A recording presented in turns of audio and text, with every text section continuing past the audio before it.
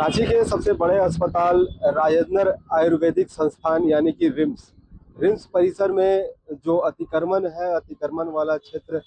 इन दिनों हटाया जा रहा है। पिछले कई दिनों से यह कवायद जारी है अतिक्रमण वाले क्षेत्र में अतिक्रमण हटाओ अभियान में। इस दौरान जो है प्रशासन का बुलडोजर भी कई जगहों पर देखने को मिला और यह हाईकोर्ट के सख्त आदेश के बाद प्रशासन सख्ते में आई है और प्रशासन का कार्रवाई देखने को नजर आ रहा है। अब जिस तरह बुलडोजर चल रहा है, इस बुलडोजर में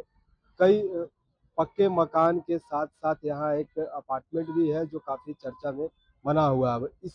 पक्के मकान को तोड़ने को लेकर सियासत भी गर्मा गई है और वहीं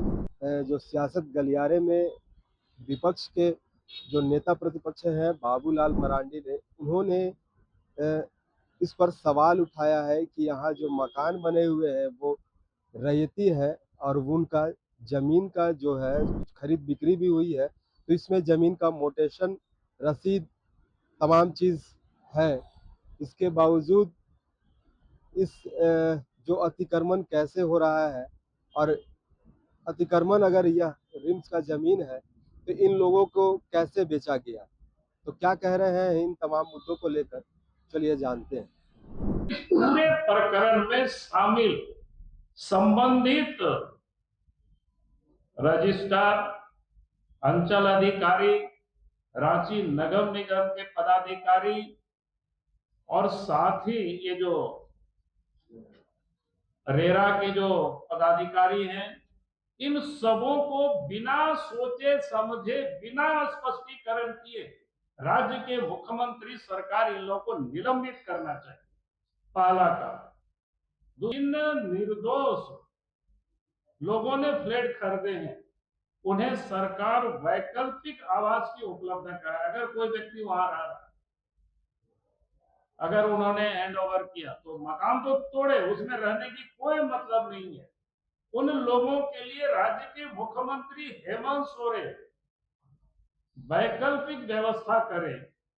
और जिन खरीदारों ने बैंकों से पैसा लिया है या पैसा लगाया है अपना भी जमा पूंजी,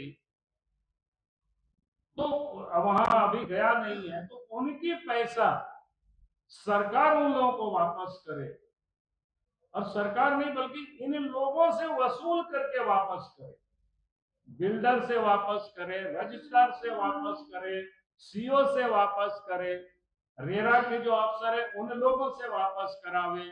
नगर निगम के जो पदाधिकारी जिन लोगों ने नक्शा पास किया इन लोगों से पैसा वसूल करे और इन लोगों को तत्क्षण निलंबित करके एफआईआर करे और कार्रवाई शुरू हो। भाई इस प्रकार की लूट जहां ये लोगों ने मचा रखा है, ये कोई बर्दाश्त ही नहीं किया जा सकता है सभ्य समाज में। कि रजिस्ट्री हुई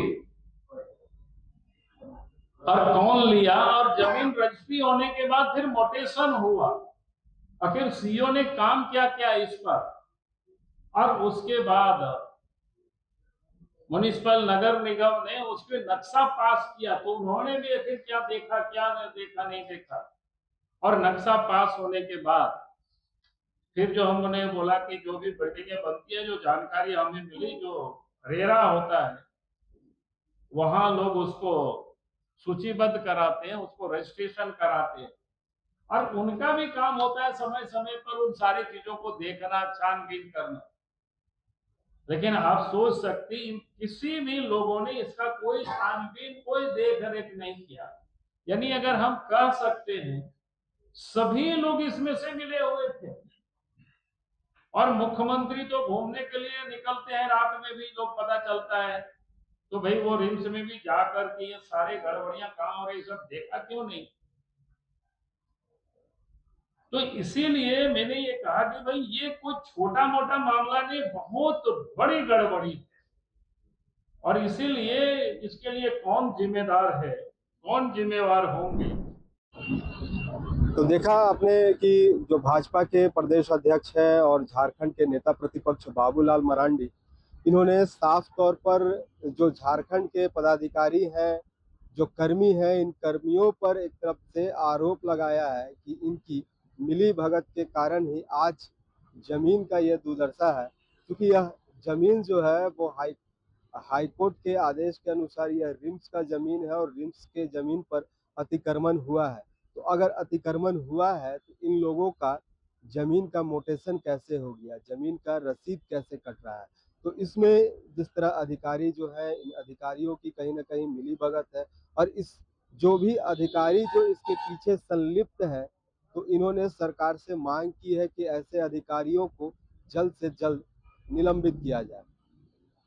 तो अब देखिए कि सरकार इस पर क्या निर्णय लेती है, सरकार का क्या पक्ष है, और इस पर जो अधिकारी क्या सचमुच यहाँ ऐसा हुआ है, या अगर हुआ है तो इसके पीछे जो अधिकारी काम कर रहे थे उन अधिकारियों पर सरकार क्या करती है। रांची से HNN के लिए अपने सहयोगी अक्षय कुमार के साथ जयंत कुमार। अगर आपको हमारा ये वीडियो अच्छा लगा तो इसे लाइक करें, शेयर करें और हाँ, सब्सक्राइब करना ना भूलें।